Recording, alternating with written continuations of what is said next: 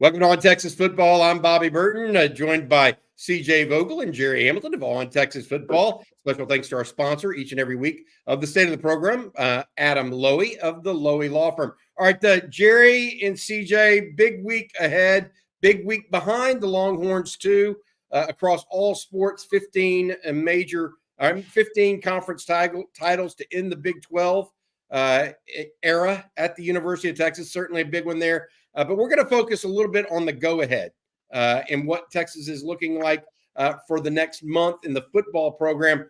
And let's start really with the June 1 date right now, because that seems to be the big day for the elite camp where the Longhorns will be bringing in a number of top prospects. CJ, you've been bird dogging in that a little bit for us.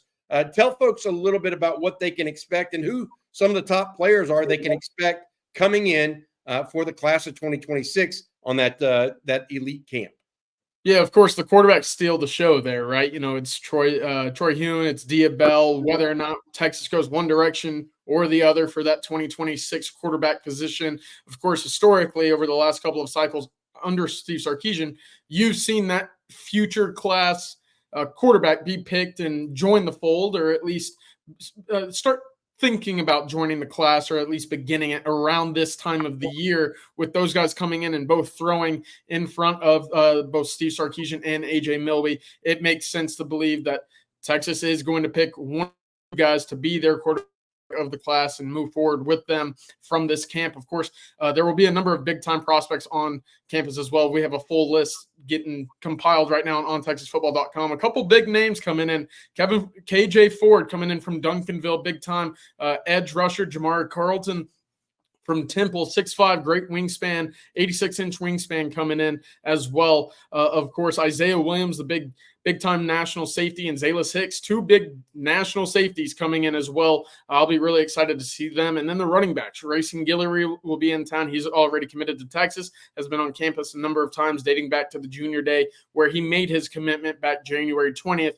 And Tredarian Ball out of Texarkana, Texas High, really talented ball players up there. And, of course, there will be some big humans, you know, Toa Katoa, two guys from IMG Academy, Brett Colleget, who mentioned his April 13th visit that Texas was pushing for a commitment. And, you know, there's still probably a long way to go in that recruitment, as there are for most 2026s, but it does go to say where Texas views him at the moment. So really solid class coming in, and, of course, a number of really talented 27s as well. It looks to me like one of the more stacked, loaded, talented classes of elite camp attendees that I've seen since covering the Sarkisian era.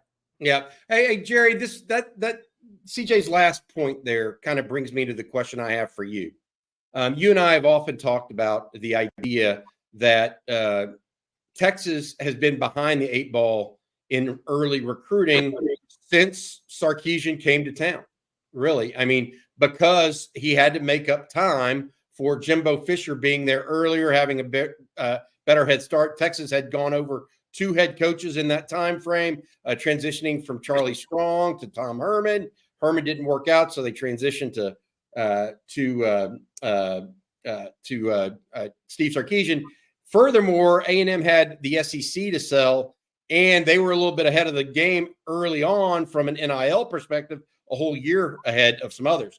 And so my question for you is this: has Texas, with this elite camp, finally caught up to that lead that A&M enjoyed under Jimbo Fisher, now that they're having to go through their own transition with Mike Elko on these young recruits? Is Sark and those guys, Brandon Harris, are they ahead of the game now a little bit? Yeah, I think they're definitely ahead of the game. The win over Alabama, winning the Big 12, getting to the college football playoff, coupled with the move to the SEC, all the guys being drafted, the national award winners, right?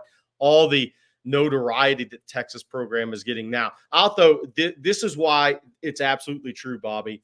The past 2 or 3 years, some of those out-of-state 7-on-7 teams, especially at the beginning of the Sark era, they weren't really stopping off in Austin if they were playing a tournament in Dallas or Houston. Now you see all these teams coming to Austin, coming in a day early, coming in 3 or 4 hours early on earlier flights so they can drive to Austin, have some of those kids spend some time at Texas. That's what establishing the program, winning games, obviously all the things we talk about has put Texas in a much different position in recruiting. And that's huge because, look, Nick Saban was great at everything he did running a program, right? But one of the areas that he had such a big head start on everybody else in college football for so long is he had won at such a high level for so long and had so many guys drafted. He could get every kid to campus he wanted. And that huddle evaluation is different when you get those guys in person. And you can talk with them, you can have conversations with them, you can watch them work out, you can get the height, weight, wingspan, arm, hand size measurements, all that good stuff. Nick Saban could get every kid he wanted to campus for over a decade. And that puts your evaluation process on another level. And you're starting to see with Steve Sarkisian and the staff that they're getting more out-of-state kids to campus earlier. So that accelerates and continues to improve their evaluation process, and a process that I think that Texas has knocked out of the park so far since they've been in Austin. But now you're adding more guys to those lists that you can get to campus, you can spend time around, and one, determine yes or no, we want to move forward with this guy, or no, he's not a fit.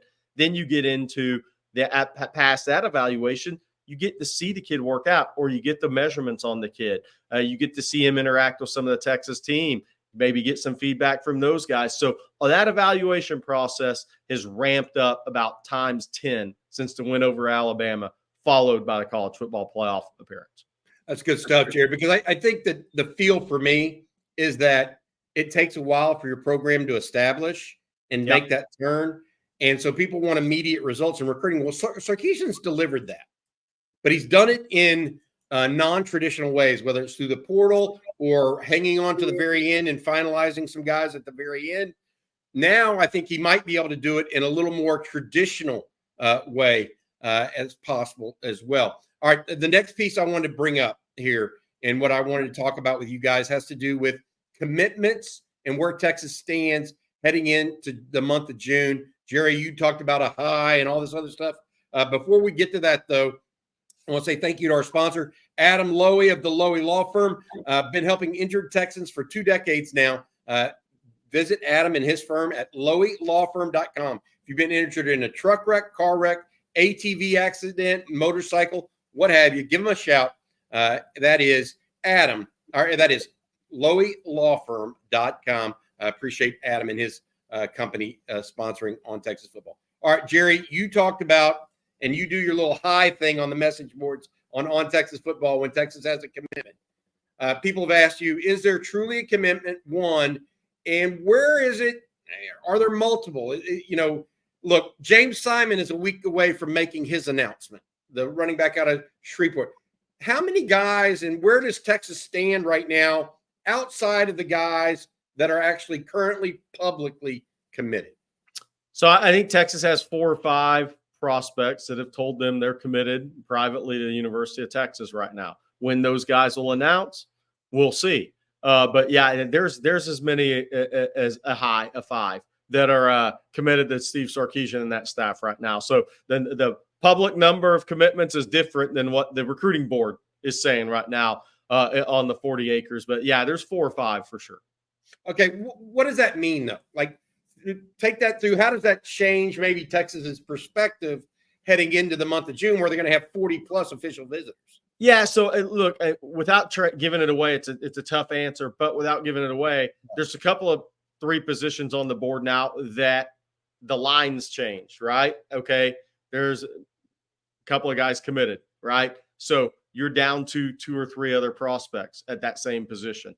So I think it gives people a chance to narrow in really on the remaining targets at different positions for Texas. But, as far as these guys taking those commitments publicly, I think the big thing for Texas is continuing to build some momentum, right? So I think some of these silent commitments will be made public soon.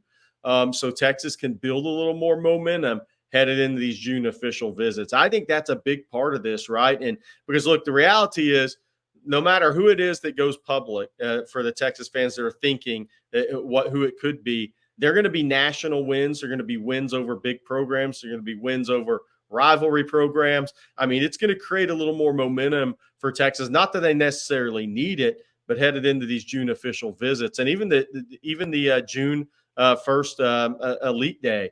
So I think Texas is about to build a little more momentum publicly. Right now, it's more behind the scenes. They'll build that momentum publicly leading into these June 7th through 9th, 14th through 16th, and 21st through 23rd weekends. And then once you have that number of commitments gets up to 11 or 12, it's a little easier to squeeze some of these guys. All right, guys. I mean, look, we have one spot left at this position. You have it if you want it, right? We may have 2 spots left at this position. They're yours if you want them. So you can kind of accelerate some of those decisions maybe from August into early July, so you have the majority of that class committed prior to August 1st. Got it. All right. I want to ask you on this, move this forward a little bit here on the state of the program. What are some of the subplots to what we're going to be talking about in June? We just talked about one of them, CJ mentioned, was who Texas is going to take on out of the quarterback position in the 2026 class. That's a subplot. Some of the ones that I wrote about today on Texas football, and tell me if you agree with this, guys. Who's going to be the receivers that Texas really targets beyond Decorian Moore and probably beyond Jamie French? Like who's the next group of that? The defensive line is a subplot in that there's really only one guy on the defensive front, and not taking Lance Jackson into consideration, but talking about defensive tackle, Zion Williams, that Texas is really after in the state of Texas. So Texas is having to go elsewhere, and they're going to have to be competing against teams in closer proximity. Is Texas actually going to be able to move the ball forward and get commitments from those guys? That's a subplot to me, right? And then the last one I had, Gerry, and you and I talked about this a lot, while we know that I-20 has been amazing, right? That South Dallas area. Fort Bend, Missouri City area in Houston has long been one of the best talent-producing areas in the state of Texas, and in the Houston area for sure. And Texas has come up dry there year after year, okay? They are currently in on 2 defensive backs out of Fort Bend, Caleb Chester out of Marshall High School and Cade Phillips out of Hightower, that are both priorities for the Longhorns. Could this be the year where Texas turns that around in Fort Bend? Those are the subplots that I have. Yeah. Are there any others, and then we'll take those subplots one by one. You have any others, Gerry? Go ahead, CJ, and I'll go behind CJ on that. Okay, got it. Yeah, I also wanted to add Isaiah Williams, who from Fort Bend Marshall, a talented safety I mentioned earlier in the 26 class, will be camping at Texas as well. That's a big win. He will also be visiting Georgia and Ohio State that month. Goes to tell you who else is pursuing him at the moment. But Gerry and I mentioned this a little bit on the recruiting breakdown yesterday, but what's Texas's approach on the West Coast looking like, right? You know, we've seen that increase of official visitors over the last 3 years rise from 3 to 6 to now 9. And to me, that looks like where Texas will be marking its second flag. We know that they want that deeper inroads in Georgia, Florida. Obviously, they've had great success in Louisiana as well. But with all the connections that staff has right now, especially with the addition of Johnny Nansen, to me, getting 9 guys, potentially 10 or even 11 from the state of California to officially visit speaks volumes to the inroads that they already have on the West Coast. And that stems from Sarkisian, Chris Jackson, of course, and Jeff Banks. So that'll be really interesting to me. A lot of really talented guys from that room as well. But to the other one that we mentioned was, hey, Texas has always tried to get in at Georgia, and at times they've had success. You know, they've had talented players come in for official visits. They finished second last year for Daniel Calhoun. This year, it's a little bit different with who they're pursuing. Of course, Emory Winston already in the fold, but then you go out and you look at, of course, you know, the really talented guys, Kevin Wynn, Devin Williams, already committed to Auburn at the moment.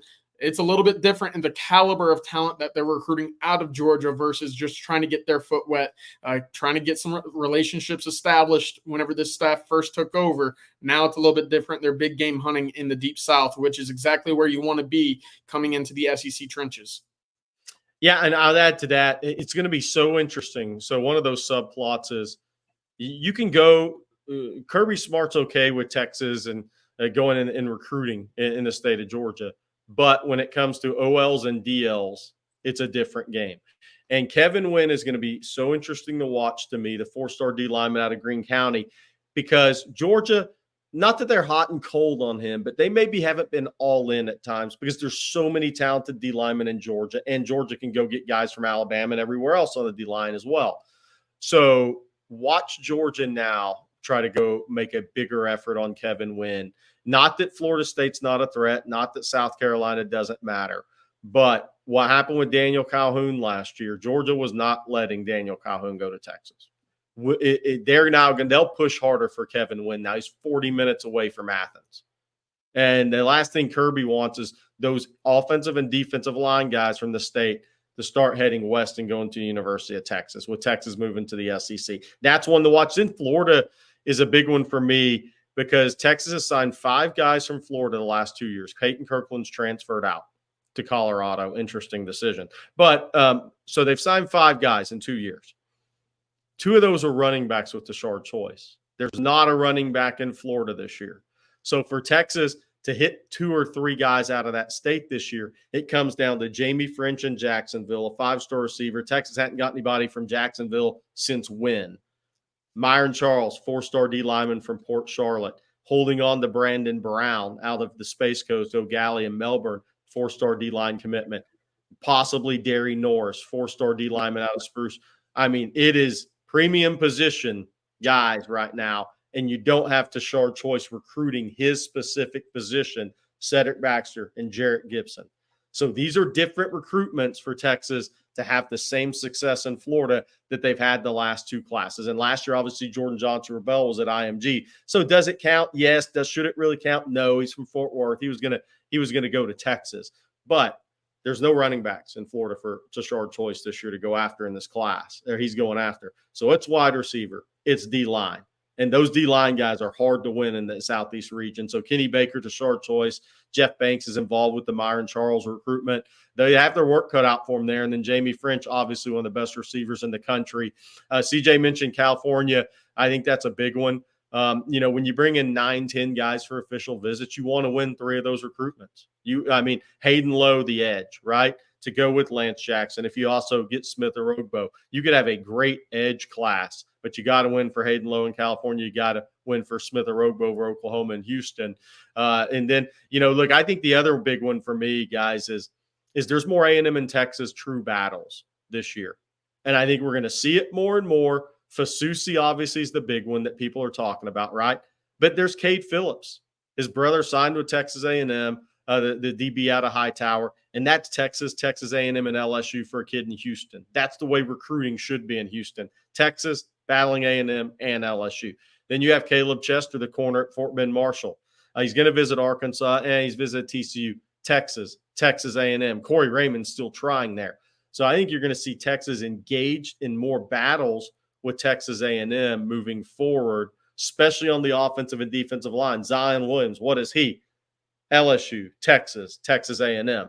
I mean, there's a theme here for some of these guys and some of these battles. I think when you get up to Dallas, it's with a Fasusi, it's more Oklahoma, Texas, and Texas A&M. But Texas and Texas A&M, they have more head-to-heads, setting up to be more head-to-heads this year in this class. Look, Jonah Williams, A&M lean. Blake Gideon went by the school. Texas still expecting to get an official visit. He's not even going to officially visit Oklahoma, it sounds like. That's where he was leaning in January. Could that come down to A&M and Texas? Setting up for there to be more A&M Texas battle.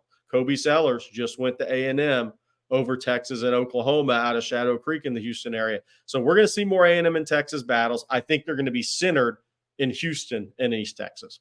That's good. I mean, that's good. The subplots that we just talked about, just to reiterate, wide receivers. That's like who besides DeCorian? Yeah, I didn't even answer that, Bobby. So it's Kalik Lockett and I think Kelshawn Johnson with Jamie French and with DeCorian Moore. But they're still bringing in Dalen McCutcheon and Andrew Marsh too. Marcus Harris from Mater Dei, and Sark loves the SoCal footprint, right? So where does Marcus Harris fit into that? The key is there's so many good ones in Texas this year that Texas is going to have to let go of a couple of guys in state they know we're good enough if they both win for Jamie French and they take Marcus Harris. So is Texas going to take 2 out-of-state receivers in this class if they can get them? Or are they just going to take 1? You think you're in a good spot for DeCorian Moore? I think Texas is. Texas leads for Kelshawn Johnson. They're going to make the final push. Khalil Lockett, another, by the way, could have been an A&M Texas LSU battle once again.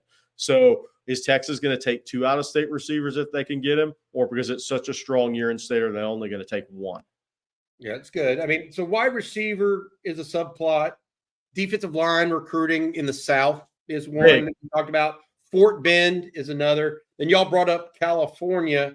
And then, Gerry, I think you did a good job of explaining the A&M Texas LSU kind of as well. It's more pronounced this year than perhaps it has been in previous years. So that's here's another subplot we need to talk about. It's hard. This class is more difficult for Texas in Louisiana. So if you look at where Texas's recruit has better shots at in Louisiana this year, it's up on I-20. Aiden Anding, the corner out of Ruston. James Simon, the running back at Calvary Baptist. Jabari Antoine out of Westgate, teammate of Derek Williams. He was on campus multiple times.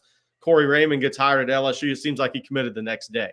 So recruiting got a little tougher in New Orleans with Frank Wilson, Corey Raymond, and Bo Davis. Even though Bo hadn't been at Texas, those guys are all really good friends now. And they've been really good friends for years. Obviously, all with big-time LSU connections, having gone there, coached there for many years. So it's a little tougher to recruit that Baton Rouge, New Orleans area with all of those guys together on that LSU staff, especially with Corey Raymond coming back, teaming up with Frank Wilson, than it has been in recent years. Got it. Next thing I want to go over the state of the program here with Gerry Hamilton and CJ Vogel of On Texas Football. I tell you what, my light keeps going out in this thing, and I don't know what to do about it, guys. I feel like Bobby's at the club. Bobby's at the club. Hey, I don't want to sidetrack the conversation, but last thing I want to mention in this state of the program is the number of players coming in this week and next week. Silas Bolden is in town now. You have Javion Cole coming out of the cornerback coming out of San Jose State. Bill Norton, Jermaine Lole out of Louisville, the 2 defensive tackles from Arizona and Louisville. And then you have the young guys coming in too. Santana Wilson, the corner out of Arizona. You also have Melvin Hills, Nate Kibble, offensive lineman out of Atascocita. And then Michael Kern, the punter that came on the show the other day out of St. Thomas Aquinas. New faces, important ones, so to speak, for Texas. Anything that y'all want to say specifically about them from a macro perspective here? To me, we talked about what it's like going into the summer months and going into the fall camp, and you have an idea now of what your team is. You had an idea back in the spring, but with the way the portal works and how much of a revolving door it is, you don't know if that's what your position group will look like going into the summer, going into the fall. And then, by week 4 or 5, is that same group of guys that you went through drills with for 15 practices in the spring going to be there in the fall when you need to rely on them, etc. This first week of June, when everybody moves back onto campus and starts going through those summer conditioning workouts, that's when you get an understanding of who is on your side, who is your group of guys that you'll go to war with every Saturday in the fall. To me, it's very important, of course, getting that camaraderie and getting up to speed. We've talked a little bit in the past about what this leadership group for the 2024 Texas Longhorn group will look like. Well, now's the time when these 8 new faces come in and your roster is essentially finalized for the fall to say, hey, we've all got one goal in mind. We were really close a year ago. Now we need to go conquer that goal. It starts obviously in summer conditioning before we get some pads on later in August. But to me, once that starts in June, you'll get an understanding of everybody's here for the same goal. We're here to play well on the field. We're here to work for each other. We're here to win football games and, essentially get drafted. So that's exciting to me. That's what I'll be looking forward to. We're talking about summer heating up in terms of recruiting, but also in terms of what we'll see in the fall. It begins, June 1st, June 2nd, June 3rd, when all these guys get back going again. And with 8 new faces coming in, how does that room look on the defensive line? Lole, Norton coming in. And of course, if you want to talk about subplots, Bobby, Steve Sarkisian mentioned a little bit in the spring about some guys being a little overweight, maybe not being where they wanted to be physically. That's a good summer subplot to follow. What does Sadir Mitchell look like coming in? He's been posting about workouts back home in New Jersey since spring concluded. I'm eager to see if there's been some physical change there. He and a couple other guys. So that'll be something that we check in on and keep updated with. But I'll be following that. Yeah, Gerry, what do you have? I'll piggyback off of what CJ said because I think this is an important piece.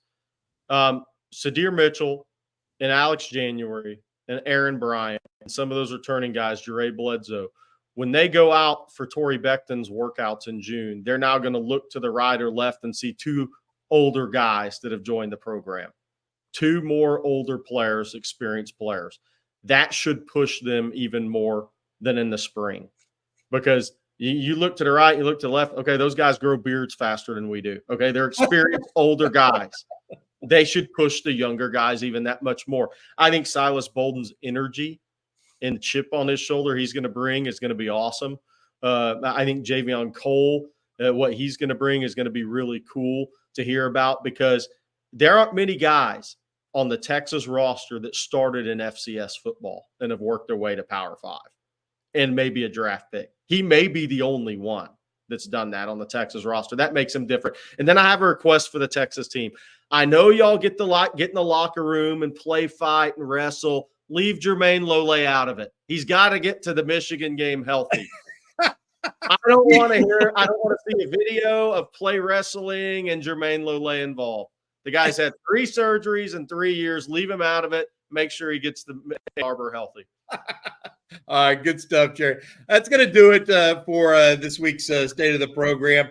State of the Program brought to you by our friend Adam Lowy of the Lowy Law Firm. If you've been injured in a car wreck, truck wreck, automobile accident of any type, including ATVs and motorcycles, give Adam and his firm a shout. Reach out to him, loweylawfirm.com, for a free consultation without any strings attached. 20-plus years of experience there in Austin and across the state of Texas. All right, for CJ Vogel and Gerry Hamilton of ontexasfootball.com, I'm Bobby Burton, and this has been State of the Program. Hook 'em.